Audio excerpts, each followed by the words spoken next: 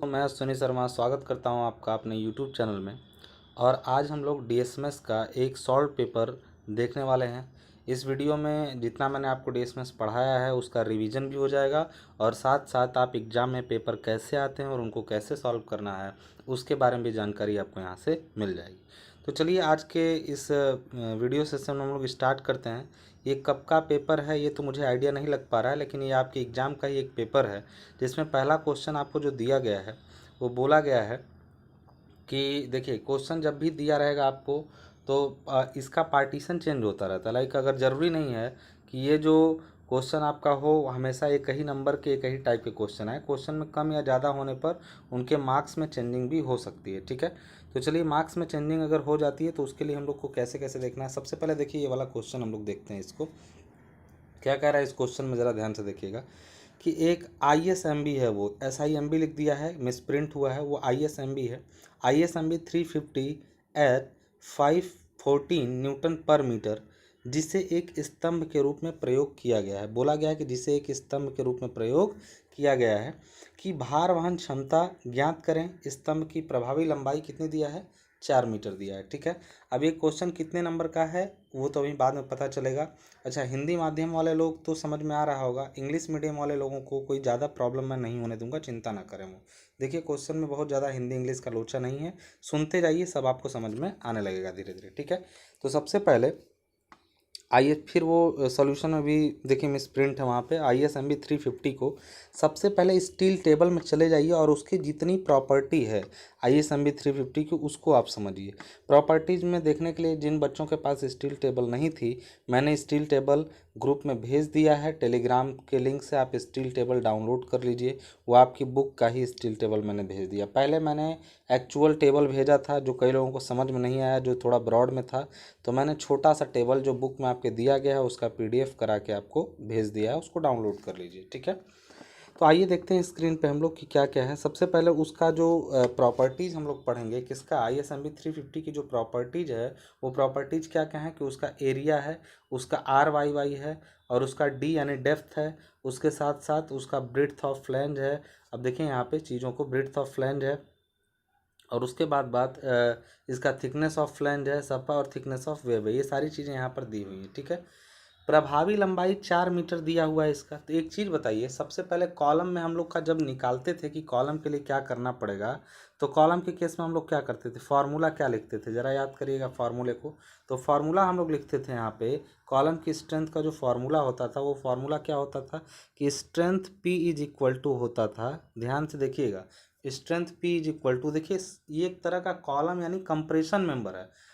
तो हमने जब कंप्रेशन और टेंशन मेंबर में अंतर लेक्चर नंबर 13 या 14 में बताया था कि कंप्रेशन मेंबर का कभी भी ए नेट नहीं लिया जाता बल्कि ए ग्रॉस लिया जाता है। तो कॉलम के एरिया में जो भी होगा वो होगा ए ग्रॉस, और इनटू क्या हो जाएगा बताइए ज़रा, ए ग्रॉस के साथ साथ क्या हो जाएगा, सिग्मा सिग्मा AC।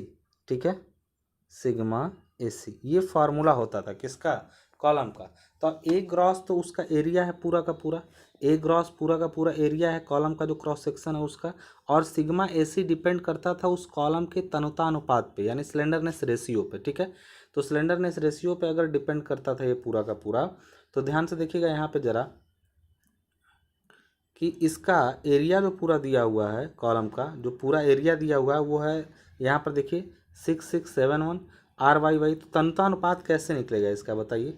तनुतानुपात यहाँ पर देखिए निकालने के लिए प्रभावी लंबाई जो कि सीधा प्रभावी दिया है, अगर लंबाई जो है प्रभावी की जगह एक्चुअल लेंथ दिया होता तो फिर हम लोग क्या करते, एक्चुअल लेंथ दिया होता तो फिर हम उसके सिरा स्थितियों के आधार पर निकालते, लेकिन यहाँ पे 4000 सीधे बोला है प्रभावी है, तो प्रभावी और बटा आर मिनिमम यहाँ पर RYY है दिया हुआ है, उसी RYY को रख दिया। L effective upon R minimum होता है, ये सब टेबल से मिला है, ये पूरा डेटा जो है वो टेबल से मिला है। ठीक है, ध्यान रहे इस चीज़ का। तो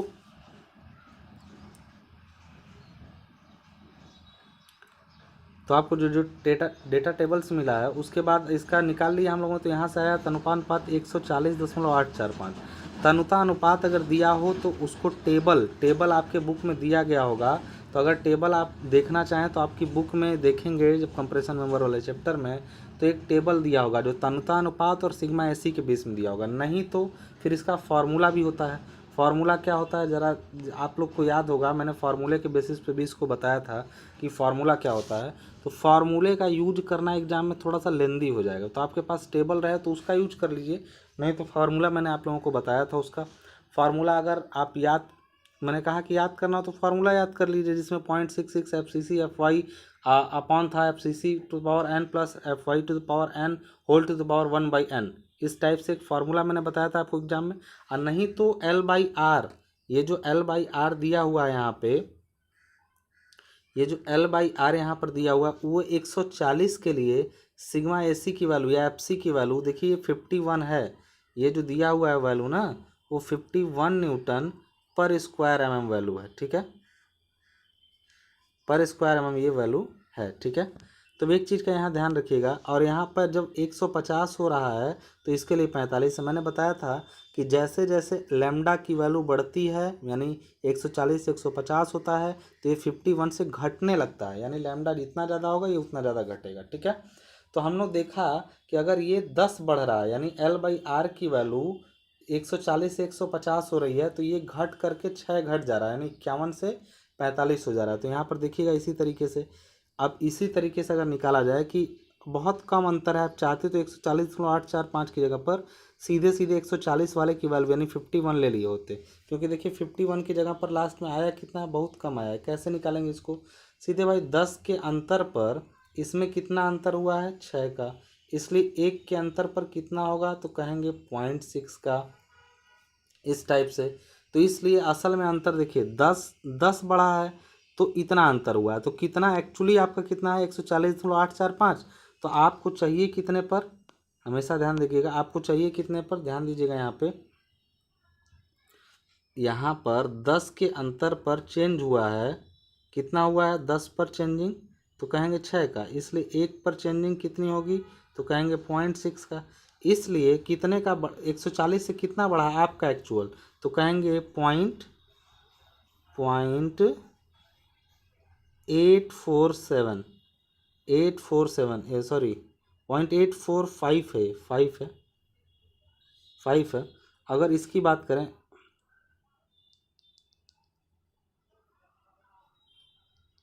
ये 5 है, 5 इतने पर कितना होगा, तो इसको जब सॉल्व करेंगे तो 1 पर इतना है तो इतने पर कितना होगा, तो 6 में मल्टीप्लाई कर दीजिए उसी का, ठीक है ना, 6 में उसी का मल्टीप्लाई कर दीजिए। तो अब 0.845 इंटू 0.6 मल्टीप्लाई, 1 पर इतना है तो इतने पर कितना होगा, मल्टीप्लाई कर देंगे, तो आपका जो वैल्यू आ जाएगा, जितना भी आएगा उसको ले जा करके आप जोड़ दीजिएगा कितने में, 50, या तो आप इसको जो, अच्छा जब इसको आप 0.6 को इसमें मल्टीप्लाई करेंगे, ये घटाव की दर बता रहा है, 10 पे इतना घटा तो 1 पर इतना घटेगा, इसलिए इतना बढ़ने पर इतना घटेगा।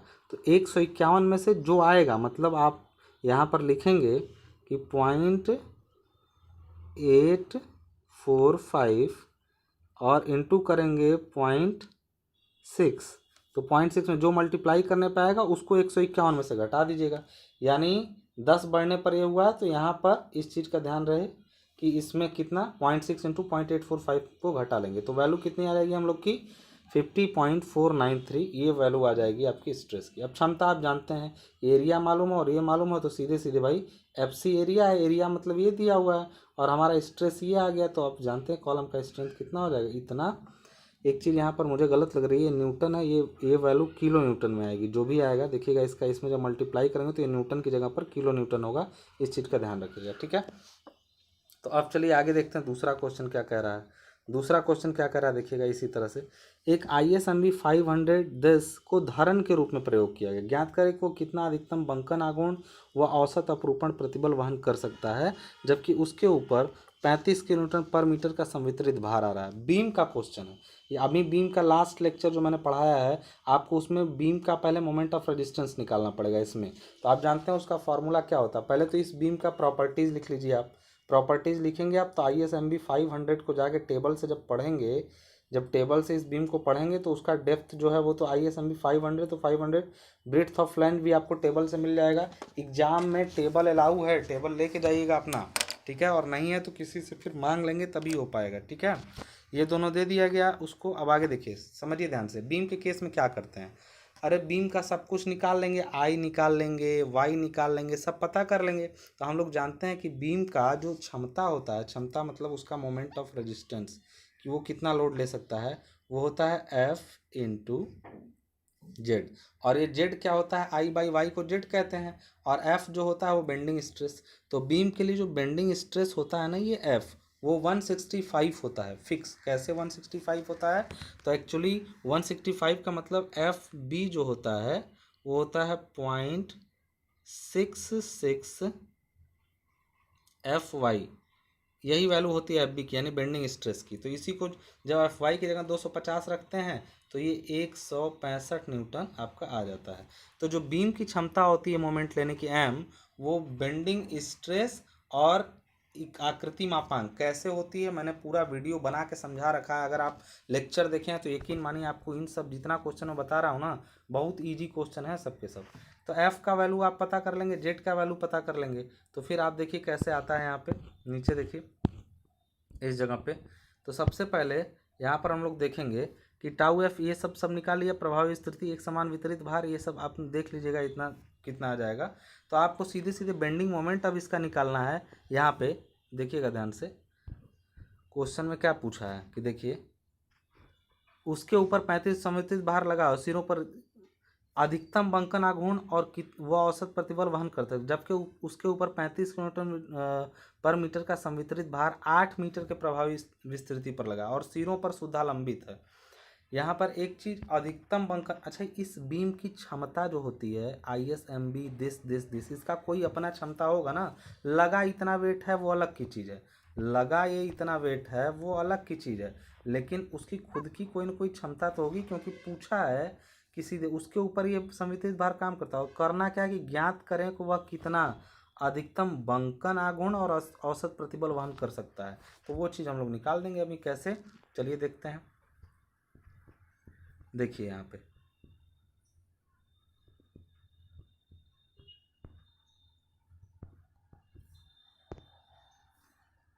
हालांकि इसको ये क्वेश्चन पूछना नहीं चाहिए था लोड देने के बाद। देखिए यहाँ पे एरिया वगैरह बीम का दे दिया, प्रभावी लंबाई 8000 मिलीमीटर हो गई, एक समान वितरित भार 35 न्यूटन पर मीटर, धरन का स्वयं का भार 0.8525। ये कहाँ से आया होगा ये वाला, ये जो धरन का स्वयं का भार है ये टेबल में मिल जाएगा आपको, या फिर इसका वेट जो देता है ना पर मीटर का, वही तो है पर मीटर। इस बीम का पर मीटर खुद का जो वेट होता है वही तो इसका ये होता है।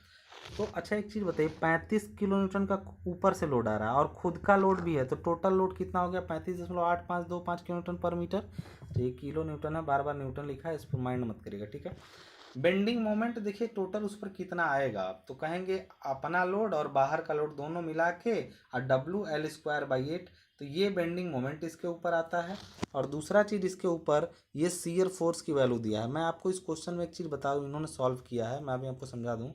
शियर फोर्स WL/2, क्योंकि जब शुद्धा लंबित बीम होती है इस टाइप से और उस पर लोड ऐसे लगा होता है, ठीक है, तो WL पूरा लोड होता है, हाफ हाफ दोनों तरफ बढ़ जाता है, तो WL/2 यहाँ पे शियर होगा और इस वाले पर भी WL/2 शियर होगा, ठीक है।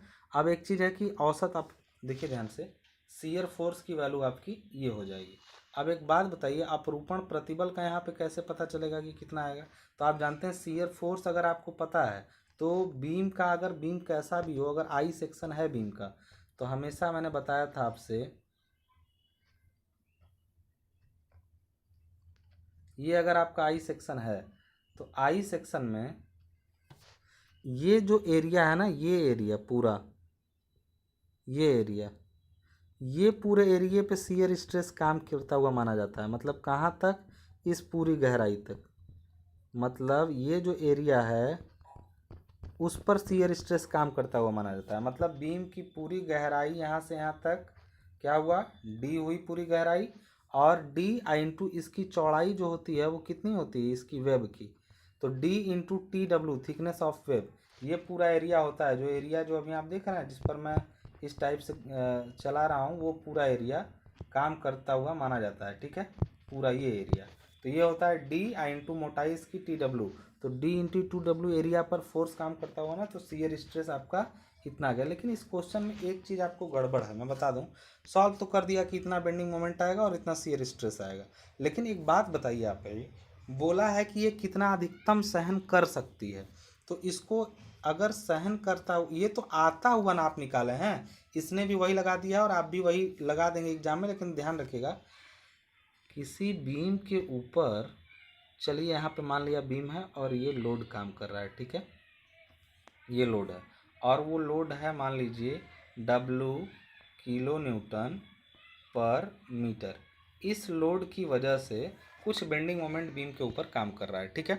तो एक चीज़ बताइए कि क्या ये इसके ऊपर काम करने वाला है? 35 के बजाय अगर 40 होता तो, 50 होता तो, 60 होता तो क्या उतना काम करता? बिल्कुल करता।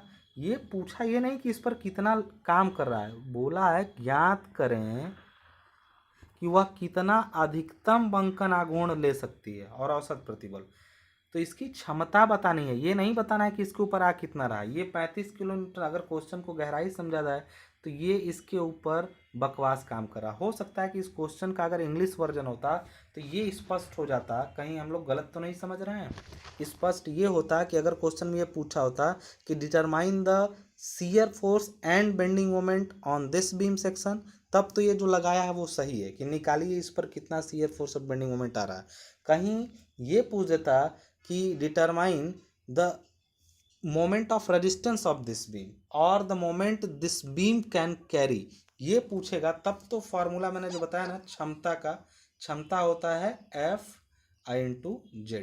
तब आप इस केस में ये फॉर्मूला लगाते हैं। वो सब जो आ रहा है उससे कोई मतलब ही नहीं है। यहाँ होता है 165 और जेड की वैल्यू कहाँ से लेते? जो आपकी दिया रहता है इसमें, जेड की वैल्यू कहाँ से लेते? जो इसमें दिया रहता ना, जो इसके जो बीम होती है ना, ये बीम जो दी हुई है, इसका जेड का वैल्यू आप टेबल से पढ़ सकते हैं। जेड यहाँ पर जो भी वैल्यू रहती है वो रख देते। जब दोनों का यहाँ पर वैल्यू निकालते ना, तो वो आ जाता आपका कि वो इतना मोमेंट सहन कर सकती है, सहन शक्ति उसकी आ जाती है, ठीक है। तो ये क्वेश्चन में थोड़ा सा गड़बड़ी है हिंदी में, या तो इसमें बोलने में लिखने में गड़बड़ी हुआ हो, और या फिर ये क्वेश्चन इसको लगाया गलत गया हो, क्योंकि ये हो सकता है इसका सरन के भरोसे क्वेश्चन देखा कीजिए, आंसर अपने से देखा कीजिए, ठीक है। तो ये आपका जो है इसकी क्षमता होती है। और शियर स्ट्रेस की क्षमता कितनी होती है उसकी, तो वो कितना शियर सहन कर सकता है, तो shear stress I into area, उतना शियर फोर्स वो सहन कर सकता है। ये फार्मूले से इसको लगाएंगे तो जो वैल्यू आएगी वो होगा। और अदरवाइज फिर दूसरा चीज़ है शियर के केस में अगर लगाने वाला, तो शियर का वैल्यू क्या हो जाएगा? शियर फोर्स आप जानते हैं कि शियर स्ट्रेस जो होता है टाउ वी जो होता है वो कितना होता है? 0.4 F/y। यानी अगर यहाँ पर 250 रखेंगे तो 0.4 से मल्टीप्लाई करेंगे तो 100 न्यूटन पर स्क्वायर mm शियर स्ट्रेस की वैल्यू होती है। यानी 1 स्क्वायर मिलीमीटर पर 100 न्यूटन का फोर्स शियर में झेल सकता है। तो पूछा है कितना अधिकतम शियर फोर्स झेल सकता है, यही तो पूछा है क्वेश्चन में। तो कहेंगे टोटल शियर फोर्स F बराबर जो हो जाएगा वो ये 100, मतलब शियर स्ट्रेस 1 स्क्वायर मिलीमीटर पर 100, और टोटल एरिया कितना होगा? D। टोटल एरिया तो यही होता है ना जिस पर काम करता है। तो ये होगा इसका एक्चुअल आंसर इस पूरे पूरे आपके बीम का, ठीक है। तो ये आपका एक्चुअल आंसर होगा। आई होप समझ में आ रही होंगी आपको चीज़ें कि कैसे ये काम कर रहा है। तो आपका आंसर ये नहीं होगा जो इसने किया है, बल्कि वो क्षमता पूछा है तो क्षमता टाउ वी से पहले ये निकाल लेंगे। और अगर ये दिया रहता तो क्वेश्चन में तो अच्छी बात है, नहीं दिया रहेगा तो F/100 × TW, ये दोनों आंसर आपका सही माना जाएगा, ठीक है। चलिए अब अगला क्वेश्चन देखते हैं हम लोग। मतलब आप ये समझ रहे होंगे कि सर आपको गुमराह कर रहे हैं, तो मेरी बात को अगर जो समझ रहा है वो ध्यान दे।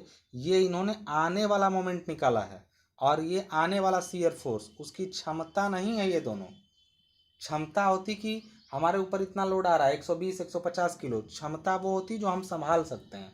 और संभालने का फॉर्मूला एम का क्या होता है? वो होता है F/Z, बार बार याद दिला दूं।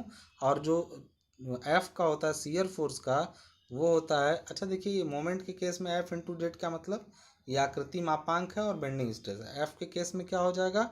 तो ये जो आपका होगा F/S मतलब शियर स्ट्रेस, I/D/T/W,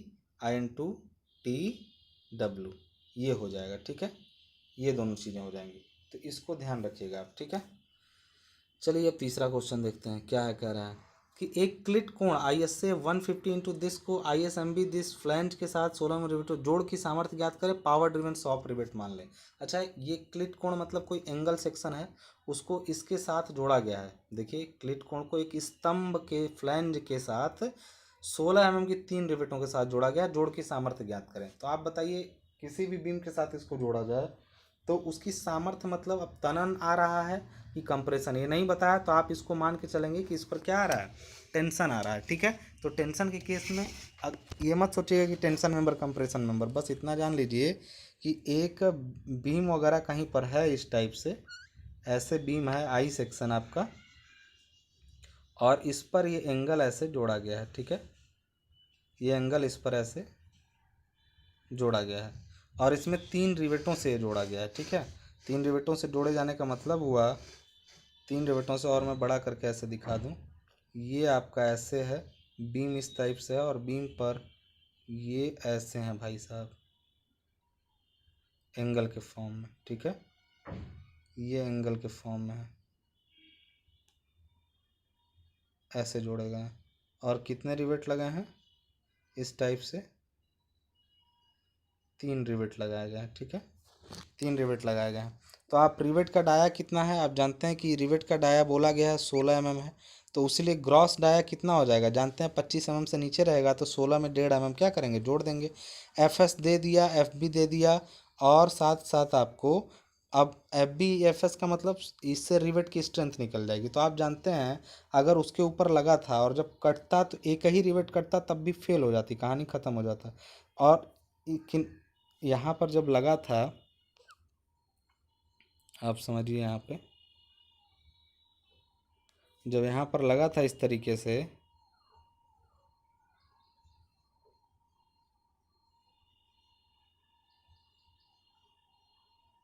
यहाँ पर लगा था 3 रिवेटों के साथ में ऐसे, तो बोला यही है ना कि जोड़ की सामर्थ्य, जब इसको ऐसे खींचेंगे हम लोग तो बताइए, एक रिवेट यहाँ से जब कट रहा होगा ऐसे, कोई एक ही लाइन पे तो है नहीं, तो अगर एक कोई कटेगा तो ये निकलेगा, इसमें से निकलेगा एक रिवेट से।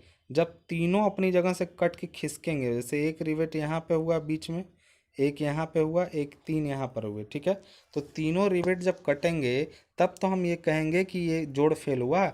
तो ये लगाया कैसे, देखिए FS और ये दे रखा है दोनों का, तो PS क्या हो जाएगा, तो होता है क्या, पाई/4d² इंटू FS। और कितने रिवेट हैं तो उसके लिए देखिए यहाँ पे 3 ले लिया है। ठीक है, तो इनका वैल्यू निकाला, तो तीनों का वैल्यू निकाला 72.15, ये किलो न्यूटन है। 72.15, ये जरूर नहीं कि इनकी कैलकुलेशन सही हो, इस चीज़ का ध्यान रखिएगा कि इनकी कैलकुलेशन सही हो, ज़रूरी नहीं है।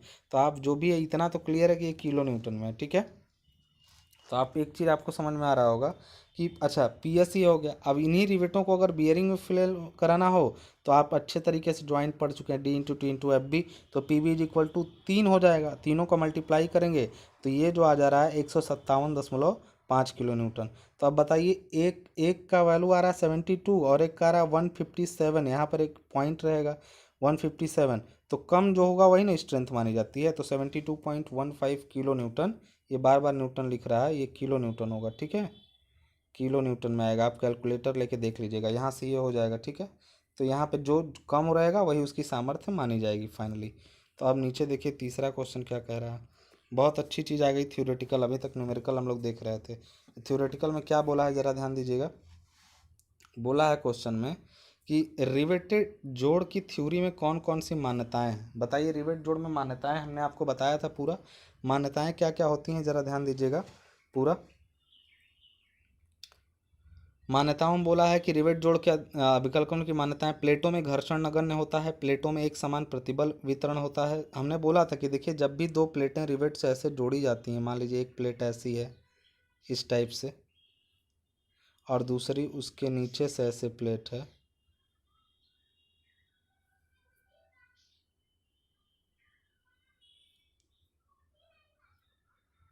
एक ऐसे रिवेट इसमें लगे हुए हैं और कुछ रिवेट इधर लगे हुए हैं। ठीक है, मतलब मान के चलिए, ये ड्राइंग पर आप ध्यान मत दीजिए, मैंने बोर्ड पे आपको अच्छे से समझाया था जब पढ़ा रहा था मैं। तो आप एक चीज़ जान चुके होंगे कि यहाँ से जो रिवेट तीन तीन लगे हुए हैं, जब इनको हम लोग खींचेंगे तो अब इसको मान लीजिए इधर से ऐसे खींचा जा रहा है, इस पर लोड इधर से लगाया जा रहा है ऐसे, और इन पर ऐसे इस तरीके से लोड लग रहा है। तो क्या सभी रिवेटों पे एक समान, अरे जो रिवेट लाइन होगी ऐसे, ये लोड की लाइन है, तो जो इस पर रिवेट आएंगे इस लाइन पर, ये बीच वाले जो रिवेट हैं दोनों, इस रिवेट की मैं बात कर रहा हूँ, इस पर जो रिवेट आएंगे उन पर जाहिर सी बात है लोड ज़्यादा काम करेगा, और जो रिवेट ऊपर नीचे होंगे उन पर कम काम करेगा। लेकिन हम लोग मान्यता में जानते हैं कि सभी रिवेटों पे एक समान बल का वितरण भी होगा, सभी पे प्रतिबल भी एक समान होंगे, और हर चीज़ सभी रिवेटों पे इक्वल। और दूसरा, ये दोनों प्लेटें एक दूसरे पर कस के दबी हुई हैं, तो कुछ बल इनके घर्षण में भी जाएगा, लेकिन घर्षण प्रतिरोध भी क्या मान लिया जाता है, नगण्य। प्लेटों में एक समान प्रतिबल उत्पन्न होता है, सही है। बंकन आघूर्ण में विचार में नहीं लिया जाता। मैंने बताया था कि जब ये रिवेटेड ज्वाइंट होता है तो एक इस तरीके से इसेंट्रिक, मतलब एक का लाइन ऑफ एक्शन ये होता है ऐसे, दूसरा का ये, इसेंट्रिसिटी के कारण इनका लाइन ऑफ एक्शन देखिए इस रिवेट का इधर है, और जो निवेट नीचे वाला जो प्लेट है उस पर जो लोड लग रहा है उसका इस तरीके से। तो लैप ज्वाइंट में इसेंट्रिक होते हैं, फिर भी बंकन आघूर्ण पर कोई ध्यान नहीं दिया जाता है। विश्लेषण में गणना है तो कुल व्यास लिया जाता है। कुल व्यास मतलब ग्रॉस एरिया।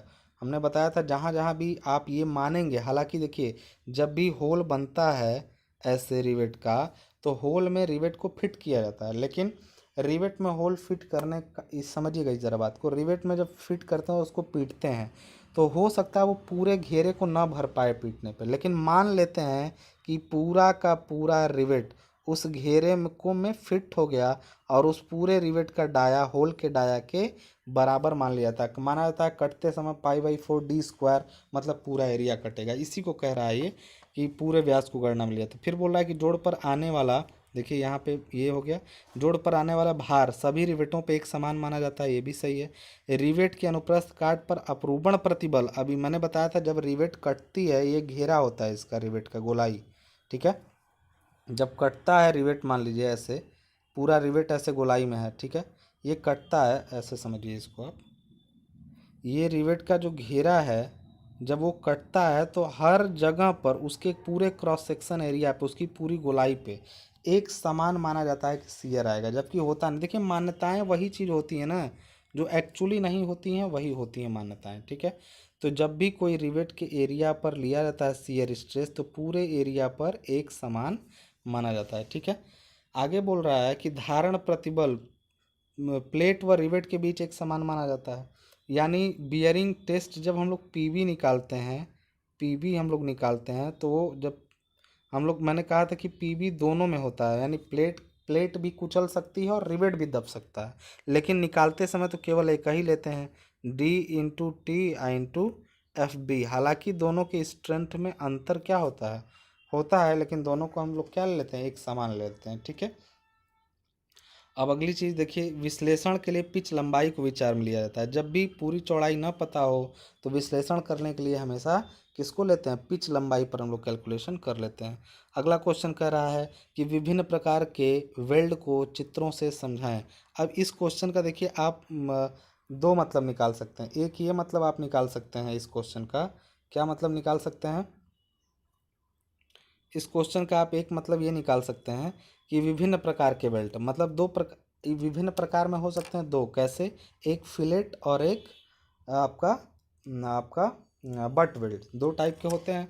तो फिलेट वेल्ड और बट वेल्ड में कर सकते हैं। तो दो हिसाब अगर बांटेंगे, एक फिलेट और दूसरा बट, यानी ऐसे भी बांट सकते थे आप, फिलेट और दूसरा बट वेल्ड, ठीक है, फिलेट वेल्ड और बट वेल्ड। तो हमेशा एक चीज़ का ध्यान रखिए, ये जितने टाइप आंसर में बताया है ना, वो सब, ये सब जितने भी टाइप इसने बताया है वो सब बट वेल्ड के टाइप हैं। ये खाली ऐसे डायग्राम बना दिया है, लेकिन देखिए सब में सब आमने सामने रखे गए हैं, सब आमने सामने रखे गए हैं, चाहे खुला वर्ग हो, एकल भी हो, दोहरा भी, ये सब बट वेल्ड के टाइप हैं, ठीक है। देखिए इसने खाली इतना बोला कि विभिन्न प्रकार के वेल्ड को स्पष्ट चित्रों से समझाएं, तो आप हमेशा पहले लिखेंगे वेल्ड दो प्रकार के मुख्यतः होते हैं, पहला फिलेट, दूसरा बट वेल्ड। फिलेट वेल्ड में जो टाइप होता है वो होता है कैसा, कि अगर इस टाइप से फिलेट वेल्ड है, मान लीजिए ऐसे फिलेट वेल्ड है,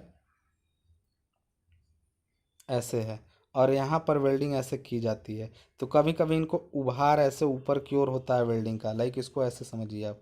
अगर ऐसे किया गया है, एक कहीं खाली जगह को समझिए आप ऐसे, यहीं पे समझा देता हूँ मैं, ठीक है।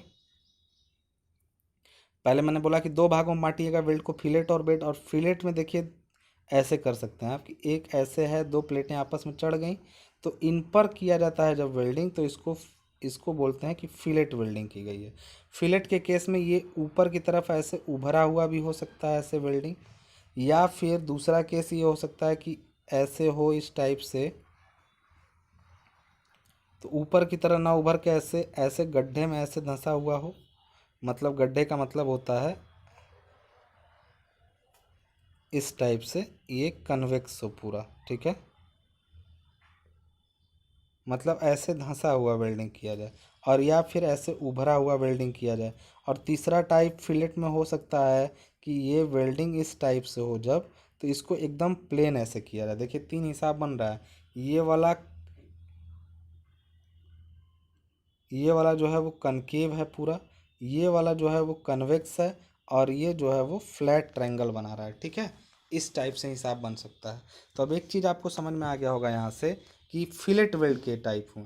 इसी तरीके से बट वेल्ड के जब टाइप की हम बात करेंगे, तो फिर बट वेल्ड बना के लिखेंगे। फिलेट वेल्ड में प्लेटों को एक दूसरे के ऊपर चढ़ाया जाता है, और बट वेल्ड में आमने सामने रखा जाता है। और आमने सामने रखते समय भी इतने सारे टाइप के जो हैं, ये जो दिखाया गया है इसमें, खुला वर्ग है, एकल वी, दोहरा वी, ये सब मैं बता चुका हूँ।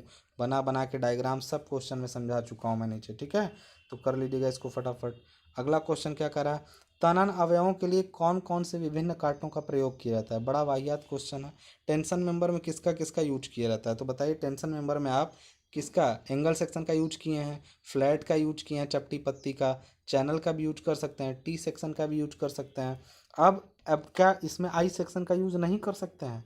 बिल्कुल कर सकते हैं। आई सेक्शन में टेंशन मेंबर का यूज नहीं होता है। ये सब कहने की बातें हैं, एक क्वेश्चन ही बहुत अच्छा नहीं माना जाएगा, लेकिन आएगा तो क्या करेंगे। आपको देखिए सब बनाया है, ये गोल सेक्शन हुआ, एंगल हुआ, ये एंगल को डबल कर दिया, ये स्क्वायर हुआ, ये चैनल हुआ, ये एंगल हुआ, बिल्ट कर दिया गया है, ये चार एंगल को बिल्ट किया गया है, तो ये बिल्ट अप सेक्शन हो गया एक तरह से, ठीक है।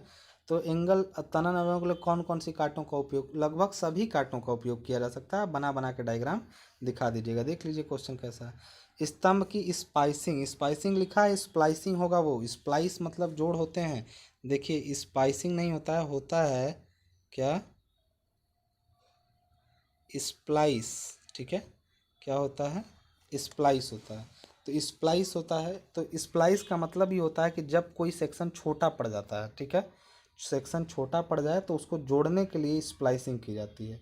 मतलब कोई भी कॉलम हो, एक कॉलम से दूसरे कॉलम, मतलब दोनों, जैसे मान लीजिए कई कॉलम की लंबाई बहुत ज़्यादा है और आपके पास मेंबर अवेलेबल नहीं, तो दो मेंबर को आपस में जोड़ा जाएगा, तो उनको आपस में जोड़ दिया जाता है, उसको स्प्लाइसिंग कहते हैं, ठीक है। यहाँ लिखा गया स्तंभ के लिए जब आवश्यक लंबाई का खंड उपलब्ध नहीं होता है, यहाँ पे देखिए ध्यान से, आवश्यक लंबाई का खंड उपलब्ध नहीं होता है, तो दो अलग अलग लंबाई के खंडों का प्रयोग आवश्यक होता है। स्तंभ स्प्लाइसिंग वह व्यवस्था है जब दो अलग अलग खंडों को एक दूसरे के साथ जोड़ते हुए संपीड़न उपांग बनाया जाता है, ठीक है।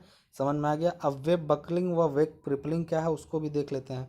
याद करिए बीम जब पढ़ा रहे थे तो बीम के केस में वेब बकलिंग और वेब क्रिपलिंग को हम स्पष्ट किए हैं कि जब भी कोई ऐसे आई सेक्शन हो, मान लीजिए आई सेक्शन की ही बीम बनती है, और ये जो वेब बकलिंग और वेब क्रिपलिंग होता है ना, वो आई सेक्शन में ही या बीम में ही होता है। तो जब आई सेक्शन का पर ऐसे पॉइंट लोड कहीं पर लगता है, अच्छा ये कहेंगे सर ये कैसे, ये लंबाई में है भाई, ये आई सेक्शन पूरा ऐसे लंबाई में है, इधर भी आई सेक्शन है, ठीक है। ऐसे सिस्टम है इसका पूरा, अगर आप समझें तो पूरा सिस्टम ऐसे है, ऐसे पूरा सिस्टम है, सॉरी यहाँ पे ऐसे, ऐसे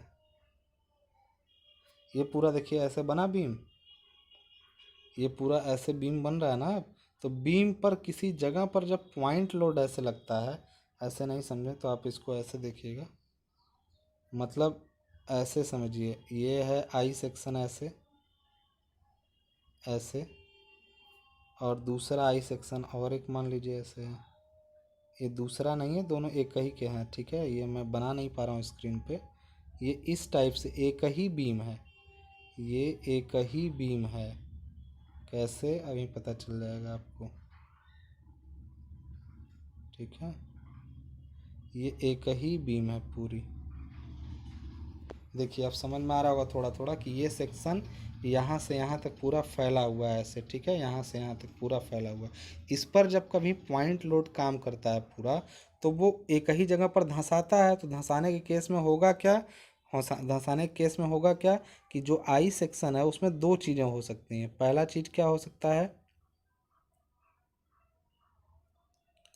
पहला चीज़ उसमें क्या हो सकता है कि इसका जहाँ पे ऊपर पॉइंट लोग ना, वहीं पर ये, यहीं पर ये जो इसका वेब है वो दब जाए, मतलब पिचक जाए। तो उसको कहते हैं हम लोग वेब क्रिपलिंग। क्रिपलिंग मतलब क्या होता है यहाँ पे, ये इसके वेब का पॉइंट लोड के प्रभाव में दब के कुचल जाना, उसका वेब क्रिपलिंग कहलाता है। जबकि वेब बकलिंग क्या होती है, तो उस केस में जब लोड लगता है ना, तो ये कुचलता नहीं बल्कि ऐसे करके बकल कर जाता है साइड में। इसका जो पूरा वेब है वो साइड में ऐसे बकल कर जाता है, उसको कहते हैं वेब बकलिंग। तो ये होता है बकलिंग और ये होता है क्रिपलिंग। ठीक है, तो क्रिपलिंग और बकलिंग में अंतर समझ में आ गया आप लोगों को कि वेब क्रिपलिंग ये होता है जिसमें पॉइंट लोड के प्रभाव में वेब उसकी दब जाती है, और जो वेब बकलिंग है, बकल के केस में ये साइड में कॉलम की तरह क्या करता है, बकल कर जाता है। इसका न्यूमेरिकल और फार्मूला दोनों मैंने आप लोगों को समझाया हुआ है। इतना ही नहीं लिखना है, ये बहुत कम कम लिखा है, आपको इससे ज़्यादा लिखना है। आपको ये दोनों डायग्राम भी बनाने पड़ेंगे। ठीक है, डायग्राम बनाएंगे, ये बकल करता है तो क्या ध्यान रखना है, ये सब चीज़ें मैंने लेक्चर में बता रखी हैं, तो थोड़ा सा जाके ध्यान दीजिएगा उसको। ठीक है, आगे क्या बोला है, छत कैंची के विभिन्न भागों को चित्र सहित समझाइए। इसका मैंने अभी लेक्चर तो नहीं समझाया, लेकिन जिन लोगों ने नोट्स खरीदा था, लगभग 50-60 लोगों ने नोट खरीदा होगा मुझे जहाँ तक मालूम है, या ज़्यादा ही लोगों ने खरीदा है। तो उसमें मैंने इस डायग्राम को बना करके और उसमें विभिन्न भागों के नाम भी दिखा। नोट्स में वो थ्योरेटिकल टॉपिक भी मैंने लिखा हुआ है जो शायद अभी तक मैं लेक्चर में नहीं दे पाया हूँ। लेक्चर में करवा दूंगा, लेकिन बहुत आसान है। देखिए लिखा गया है, छत कैंची के विभिन्न भागों के चित्र सहित समझाइए। छत कैंची क्या होता है, ट्रस, मैंने आपको कई बार इसका नाम लिया है। देखिए दो तरफ सपोर्ट है, इसमें सीधा सीधा है, एक टाई मेंबर लगाया गया है ऐसे, टाई मेंबर के रूप में बीम का, कॉलम का, सॉरी बीम का या बीम मतलब बीम सेक्शन का मतलब आई सेक्शन का यूज किया जा सकता है, या फिर यहाँ पर बिल्ट करके दो एंगल सेक्शन का भी यूज किया जाता है, कुछ भी यूज करें। यहाँ बस ध्यान देने वाली बात है कि जो ट्रस है उसमें एक टाई है जो दोनों सपोर्ट पे रखा गया, और टाई से जोड़ा गया है ये नीचे वाला, देखिए ये वाला लाइन, ये जो टाई से जोड़ा गया है ये है आपका राफ्टर। ठीक है, राफ्टर है आपका। और यहाँ पे एक चीज़ समझिएगा, एक चीज़ का राफ्टर देखिए ऊपर दिखाया गया है, यहाँ पे ये लिखा गया है इस टाइप से।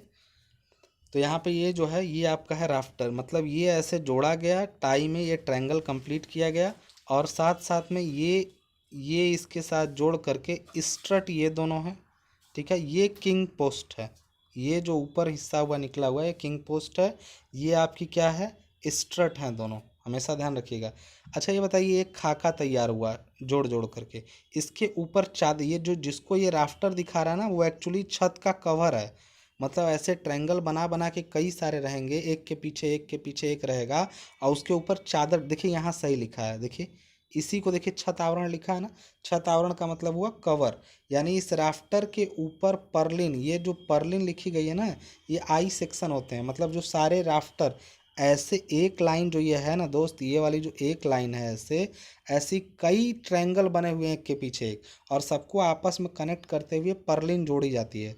हमेशा ध्यान रखिएगा, टाई पर टेंशन आता है, स्ट्रट पर कंप्रेशन आता है दोनों पर, लेकिन एकमात्र पर्लिन ही ऐसा पार्ट है किसका, ट्रस का, जिस पर आता है बेंडिंग, बेंडिंग मोमेंट आता है। पर्लिन एकमात्र पार्ट है जिस पर कौन आता है, बेंडिंग मोमेंट आता है।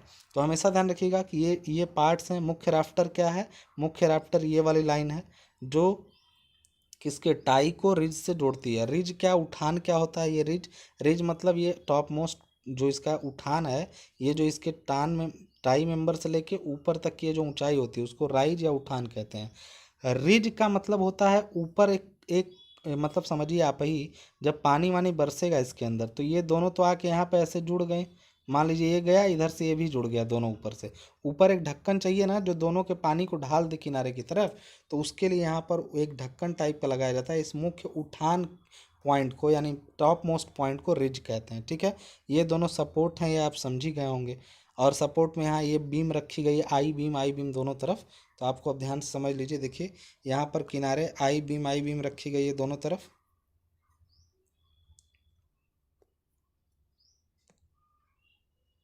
यहाँ पर देखिए ये आई बीम है एक, ये और एक आई बीम ये भी है। ठीक है, या बीम सेक्शन है। ये जो मुख्य राफ्टर ना हो करके, मुख्य राफ्टर उसके ठीक नीचे वाला है, ये लाइन जो है ना, ये लाइन मुख्य राफ्टर है। ठीक है, ये रिज है, छत है, ढक दिया गया है। आप लोग ये चीज़ देखे होंगे कई जगह पर। राइज मतलब होता है उठान। ये जो ढाल दिखाई गई है ना, ये वाली ढाल जो दिखाई गई है, ये ढाल का मतलब दो होता है यहाँ पर। ठीक है ना, इसको स्लोप ना कह करके देखिए, एक होता है यहाँ पे, इस चीज़ को समझिए ज़रा। यहाँ पे सारे पार्ट दिखाए गए हैं कि देखिए पहले उठान क्या होता है।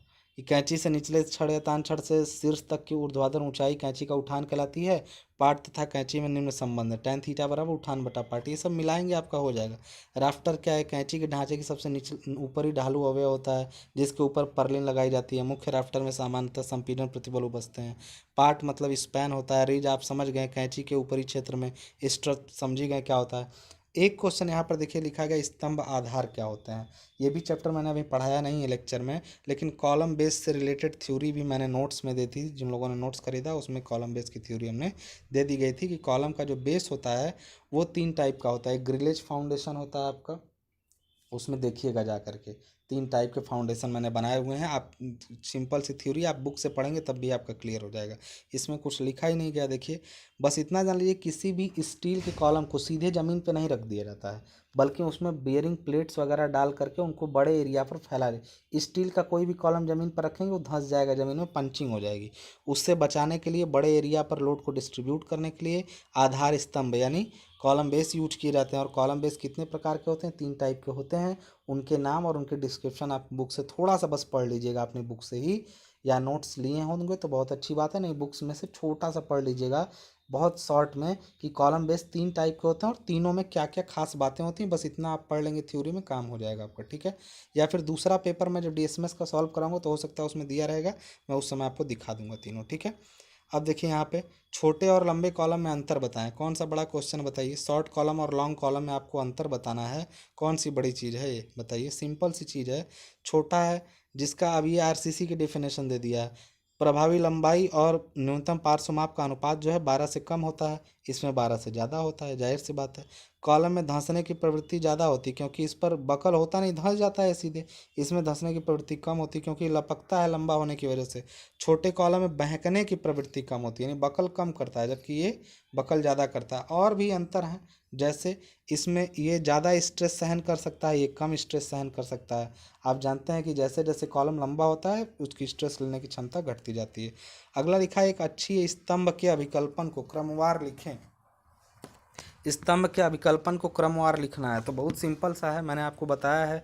आप लेक्चर अगर देख रहे होंगे तो मैंने अच्छे तरीके से बताया कि सबसे पहले इस स्तंभ मतलब कॉलम का आपको करना है तो सबसे पहले लोड पता होना चाहिए। लोड अगर आपको पता है तो जितना लोड आपको दिया गया है, ठीक है, और वो सेक्शन इतना जरूर, क्वेश्चन में आपको दो चीज़ें दिया रहता है।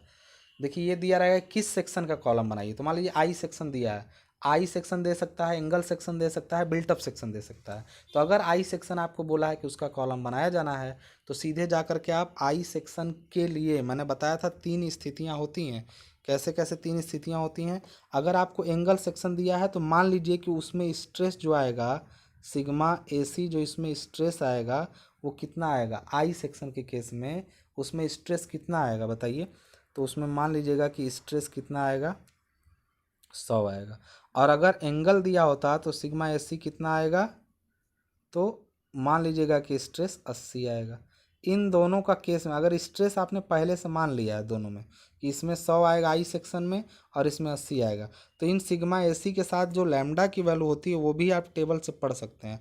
लैम्डा की वैल्यू सिग्मा AC और लैम्डा में जब ये 100 होता है ना तो उस समय लैम्डा 80 होता है। और जब लैम्डा 80 होता है ना तो ये सॉरी ये सिग्मा AC 80 होता है, तो ये लैम्डा जो होता है वो लगभग कितना होता है, मैंने बताया था पहले ही कि अगर यहाँ पर देखिएगा लैम्डा 80 से 100 हुआ है ना, बढ़ा है ना लैम्डा की वैल्यू, तो देखिए ये घटा है। ये घटा है, मतलब स्ट्रेस लेने की क्षमता घटी है।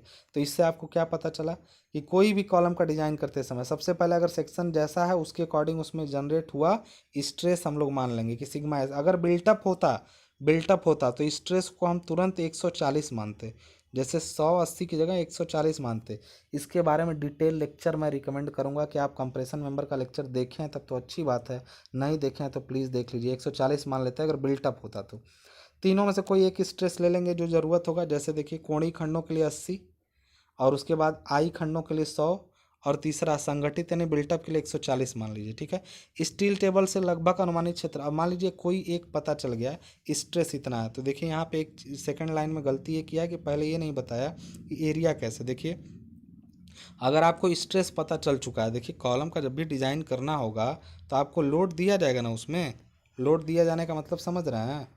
लोड दिया जाने का मतलब कि इस पर लोड पी कितना रहा वो पता चल जाएगा। और सिग्मा एसी आप मान लेंगे, मान लीजिए आपने 100 मान लिया, तो आप जानते हैं कि जो एरिया होता है, एरिया वो लोड अपॉन स्ट्रेस होता है यहाँ पे सिग्मा एसी।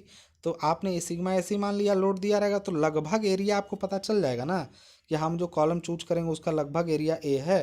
तो इससे क्या सिद्ध हुआ, पी पता हो सिग्मा एसी में डिवाइड करेंगे ए पता चल जाएगा आपको। क्लियर है। तो यहाँ से देखिए अब अगला बोला है कि उसी अब स्टील टेबल से लगभग अनुमानित क्षेत्रफल वाले खंड का चयन किया जाता है। संगठित स्तंभ के लिए खंड का चयन करना हो तो ज्ञात अनुमानित क्षेत्रफल में से एक घटक का क्षेत्रफल अनुमानित करते हुए खंड का स्टील टेबल से चयन कर लीजिए, ठीक है। स्तंभ के लिए चयनित खंड के अनुसार किया जाता है, तन्यता अनुपात का वास्तविक मान ज्ञात किया जाता है। मतलब जो आप बस इतना जान लो यार, एक सेक्शन आपने चूज किया ना, जैसे आपने अभी एरिया ए निकाला था वैसा ही एरिया वाला कोई एक टेबल से जाके सेक्शन चूज करिए आई। अब जैसे ही आप आई चूज करेंगे तो फिर उसकी जांच कर लीजिए, उसका जांच वापस रिवर्स में। मान लीजिए पी लोड के लिए उसको चेक करना था, आप उसकी जांच कैसे करेंगे, जो सेक्शन आपने चूज किया है वापस से देखिए कि उसकी स्ट्रेंथ कितनी है। आपने एक सेक्शन माना, अब उसकी स्ट्रेंथ आपको निकालनी है, तो कैसे निकालेंगे। आपने एक चलिए एक I S M B choose कर लिया, आपने देखा कि आई एस एम बी 300 का एरिया लगभग उतना है जितना आपको चाहिए था इसके अकॉर्डिंग। तो आप आई एस एम बी 300 की स्ट्रेंथ निकालिए। मान लीजिए लोड इस कॉलम पर जो डिज़ाइन करने के लिए लोड 300 किलो न्यूटन का अगर आ रहा था, तो आप जाइए आई एस एम बी 300 का स्ट्रेंथ निकालिए। अगर वो 300 या उससे ज़्यादा है तो ये झेल जाएगा, नहीं तो फिर से डिज़ाइन करिए। कहने का यही अर्थ है, ठीक है। तो ये सब मैं समझा चुका हूँ, पढ़ा चुका हूँ बहुत अच्छे तरीके से। अब यहाँ बोला है देखिए चैन रिवेटिंग, यहाँ पर देखिए बोला गया है दो, एक ही क्वेश्चन में था अच्छी समय या तो इसका विकल्पन कीजिए, या फिर था कि चैन रिवेटिंग और जिगजैग रिवेटिंग के लिए आप नेट एरिया कैसे निकालेंगे। सिंपल सी बात है कि अगर आपका चेन रिवेटिंग है तो एक ही लाइन पर ऐसे कटता है किसी एक जगह पर, तो सीधे सीधे करेंगे क्या, चेन रिवेटिंग के केस में बी माइनस एन डी आ इसको कर देते हैं इनटू टी, ये नेट एरिया हो जाता है, ठीक है। जब चेन रिवेटिंग होगी तो नेट एरिया ये होता है क्योंकि पूरा चौड़ाई होता है बी ऐसे, और उसमें से जितने रिवेट होंगे वो एन हम उसमें से माइनस करेंगे और इंटू टी कर देंगे, ये आसान हो जाएगा। लेकिन जहाँ पे अगर जिगजैग रिवेटिंग होगी, तो मैंने बताया था आपको जिगजैग रिवेटिंग के केस में, यहाँ पर देखिए अच्छा दिया तो है जिगजैग, जिगजैग में देखिए ऐसे दिया है ना, तो जिगजैग के केस में हम लोग क्या करेंगे, देखिए ये पूरा ऐसे ऐसे कटता है जिगजैग में। तो जब ऐसे ऐसे जिगजैग में कटेगा ऐसे इस टाइप से, तो इसके लिए क्या करते हैं हम लोग, तो इसका ए नेट जो होता है, इसका ए नेट मैं कई बार निकलवा चुका हूँ, होता है बी माइनस एन डी, तो करेंगे हम लोग, ठीक है। और प्लस करेंगे इसमें N P one square upon 4G, ठीक है। आप यहाँ पे मैंने बोला था कि ये तिरछी दूरियों का हिसाब जो होता है इसमें, ये जो तिरछी दूरियों का हिसाब होता है उसको भी लेना पड़ता है।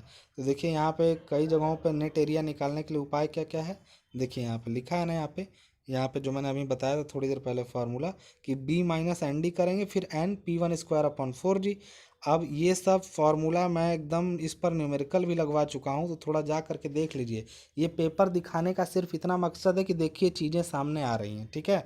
तो नेट एरिया निकालना केवल पूछा है कैसे, ये नहीं कि लगी आप न्यूमेरिकल लगाने, खाली फार्मूला लिख करके समझा देना इसमें कौन क्या है, ठीक है। तो यहाँ से ये हो जाएगा। अगला देखिए क्वेश्चन क्या पूछा है, छत कैंची में प्रयुक्त एक तनन अवयव पर 140 किलो न्यूटन का अच्छी भार है, 2 मीटर की लंबाई सकल कोणीय खंड का अविकल्पन करें, इसके सिरों पर रिवेट लगाए गए हैं, ठीक है ना। अब ये बताइए 140 किलो न्यूटन का अच्छी भार आ रहा है किसी तनन अवयव पर, तो टेंशन मेंबर का डिजाइन करना बहुत आसान होता है।